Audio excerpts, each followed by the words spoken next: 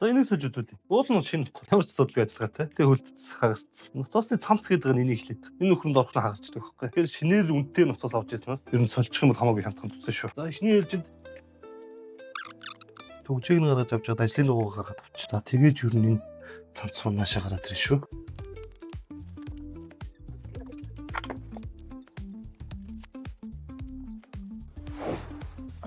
Гэхдээ зарим нь уулын төгжээтэй байдаг шүү. Энэний доотлын жиргийг ер нь нааш цааш нь их хөшөж байдаг. Балч чулган сайлах маань байдаг болохоор аль болох хөшгүй хүн шиг хадвал байдаг шүү.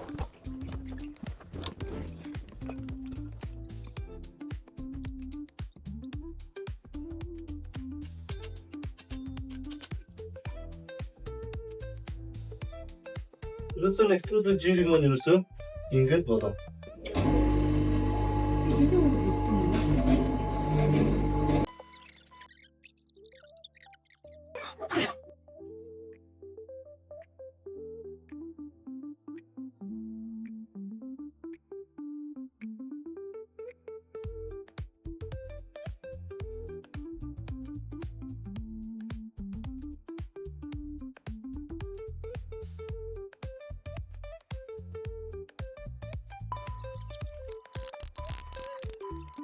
Энийг цааш нь их тулгаж болдог юм аа. Тэгэхээр цаана авчиж.